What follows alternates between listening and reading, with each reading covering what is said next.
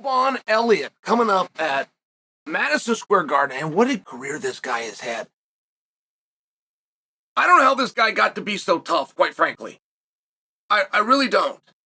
He was born with a level of DNA. And that's a new concept for me, by the way. I've never really thought of that in all the time that I've been in sport. I got that from a coach of mine, helped train me. All my big fights, Josh Roden. And he's now working with Nate Engel and, of course, Chris Pendleton. But they've talked to guys about that. I got one of my wrestlers on the team, Ricky Bell, and he told me about some conversations he's had with the coaches where they've used that expression, right? These are Division I coaches. They got to hand out scholarships. They got to build a team. They have a job to do if they'd like to keep their job. And one of the things that they will talk about is your DNA. Here's where your DNA can take you. Here's everything that you've done right for a decade with your DNA, and here's where you're at. It's got my mind working on that a little bit because there is so much to what you were born with. Equity versus equality, right?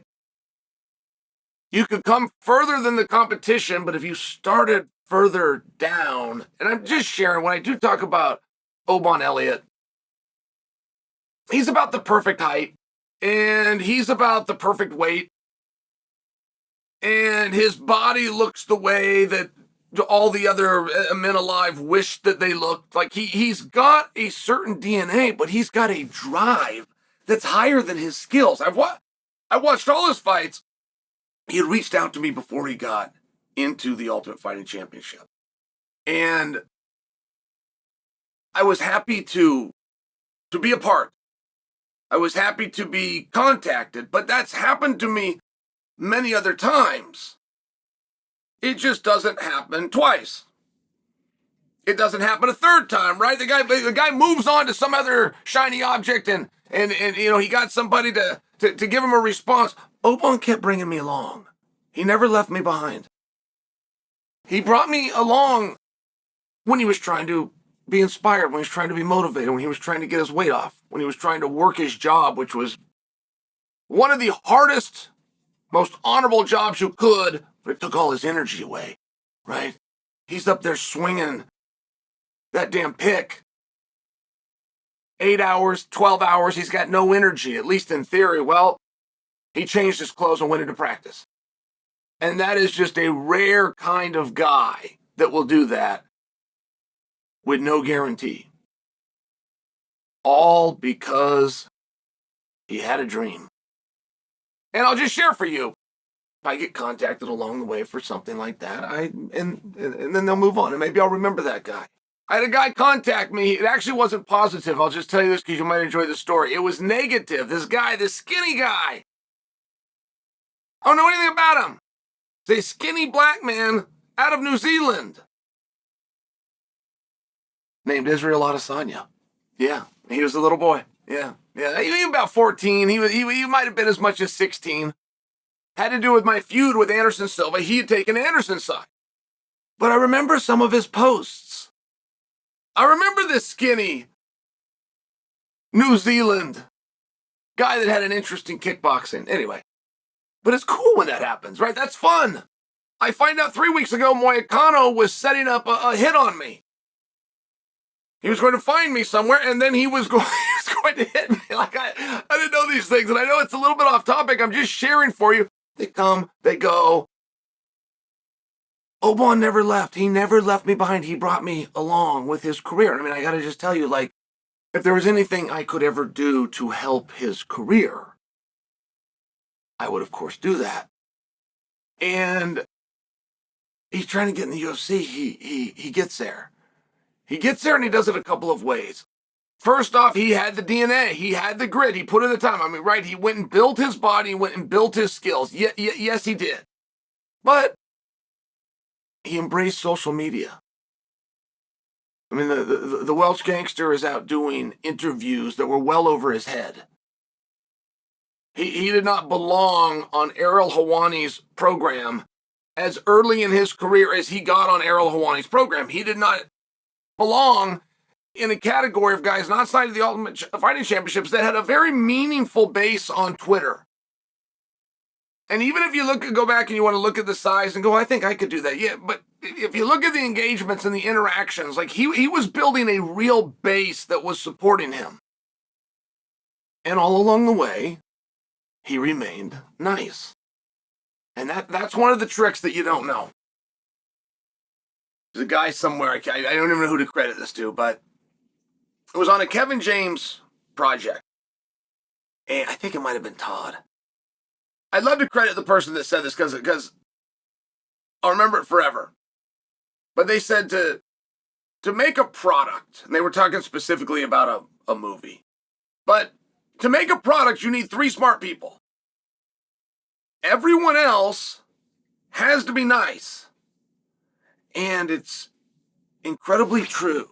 But you'll hear it told other ways. You'll meet coaches, you'll meet teachers, or even your parent will tell you at some point, I don't care if you like me. I'm going to teach you the right way to do it. No, you had better care. You do care. The message you're giving is false, but then kids grow up and they go and they say the same thing, or they even get an idea in their mind that it doesn't matter if I'm liked. Yes, it does. It is a popularity contest. There is nothing in life that you will ever do that isn't a popularity contest. There is no interview you will ever go into. I mean, I'm just sharing.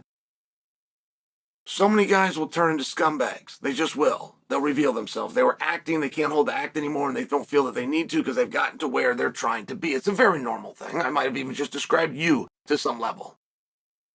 I'm just sharing with you it's not what Oban did. I was out at one of his fights. He come up and said hello to me, and it was a big thrill for me.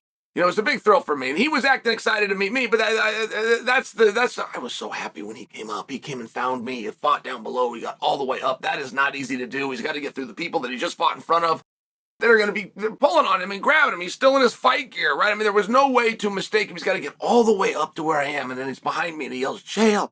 And he goes, it's Oban. I remember right where I was. I jumped out of that seat so fast and ran up to him. And later that night, I met his friends. That's a really big deal.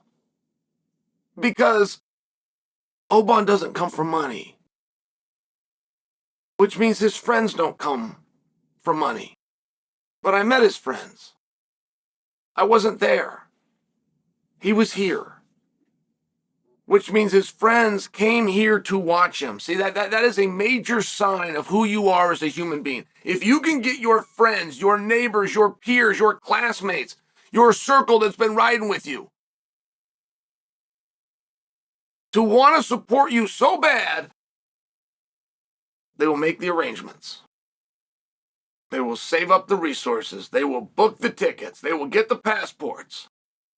I'm just sharing it. It really does speak to who a person is. And it's a bit of a triple threat from Oban. He's got the skills, came with the DNA and the grit. Little boy that had a dream and never lost sight of it, right? All discipline is remembering what your goal is. That's all it is, but it's a very hard thing to do. And he embraced social media. He was a smart guy. He's out there swinging and breaking his back out on the railroad all day, right? But it turned out he wasn't just thinking about driving that post in or when's my next break. Turned out his mind was working. When he was out there working and building his body, his mind was somewhere else. His mind was becoming a star. His mind was getting noticed. His mind was putting a little marketing plan together that then he actually had the foresight to go and do. And when he did the whole thing, he stayed nice. He's a real triple threat. I mean, I'm just going to share with you. You ask how you get in the UFC. It's one of those questions. I can tell you exactly how to win a Super Bowl. I can tell you where you need to go in college, what your GPA is, how you pass the clearinghouse. I can tell you how you enter the draft. I can tell you to get associated with the team. I explain the playoffs for you, have more points than the other guy. When time runs out, advance your way through. I could tell you exactly how to win a Super Bowl. I can just tell you when it comes to getting in the UFC what other guys have done. And there are guys that have done it the same way. Everything I just described for you for Oban Elliott is exactly how I would describe Anthony Smith. But he never got somewhere and forgot how he got there. And that's a special kind of person. The fighter, yeah, man, this guy can squabble. He's about to fight at Madison Square Garden. He went from a railroad with a guy with a dream, thanking Lord in heaven above that he got airtime on Ariel Helwani's show. He's going to be fighting at Madison Square Garden. So, it's quite a story. It's quite a story. There's a lot more to it. I'm just getting started, but moving forward, learn the name.